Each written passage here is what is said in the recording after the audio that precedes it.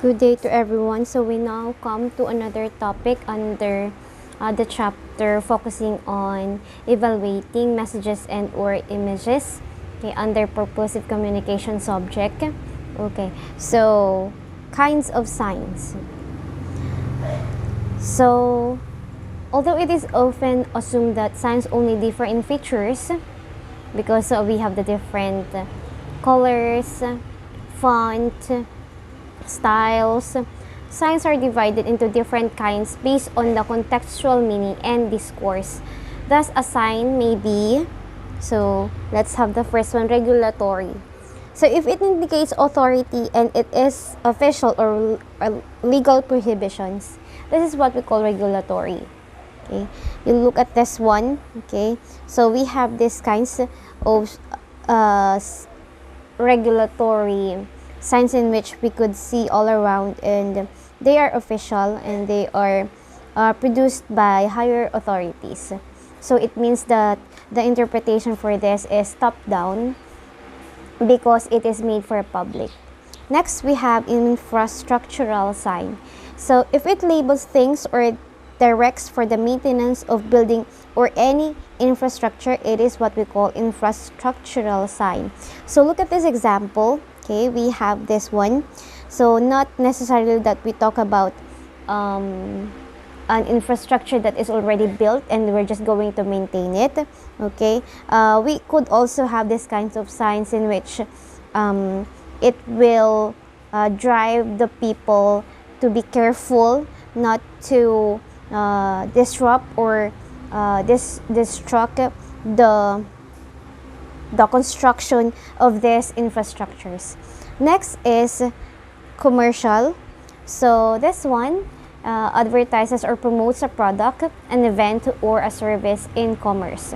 So we have these kinds of commercial signs in which we could see the services or the products being offered near to that place, of course. And then we have another kind of sign, transgressive. Okay. For the first three signs, they are easily understandable, but for this one, I think we need to dig more into it. So what's a transgressive sign? Okay, so this one, it violates intentionally or accidentally the conventional semiotics or is in wrong place, like a graffiti.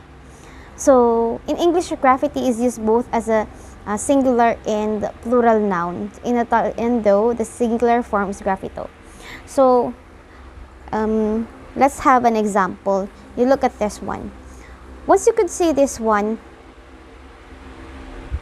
my interpretation to your interpretation is different. One nation under CCTV. What comes into your mind when you see this one? So this is an example of a graffiti, transgressive sign. So as what we have said, okay, a transgressive sign is one that intentionally or accidentally violates the conventional semiotics at that place. Okay, so instead that we're going to do something, okay, that we need to follow for this one.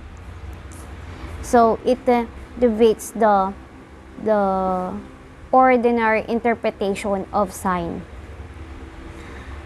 So a graffiti may have varied meanings, just like what I told you. So it depends upon the reader. It depends upon the history, the experience of the reader. The idea of the people is to have a medium of public voice. So this is the very purpose of this graffiti that is shown in the production of graffiti. Graffiti is an unsanctioned urban text, according to these authors. So this kind of transgressive discourse conveys power and control to the person or group behind the production of graffiti. So let's look at the example again. Okay, do you see the power and the control to the person or group behind the production of graffiti? So it means that the ones who created or produced this kind of transgressive design has something to say, that they want to express something, they want to have a voice. So most of this graffiti expresses a narrative outside the boundaries of the conventional language. Okay, so Carrington describes the graffiti as vernacular. We can also understand it in relation to the bottom-up scheme described above. So what do you mean by bottom-up again? So the interpretation comes from the context of the reader. So depending on the culture of the reader, on the history or the experience of the reader. As these signs are not top-down, they allow the viewer to see the contributions of other people to the built environment.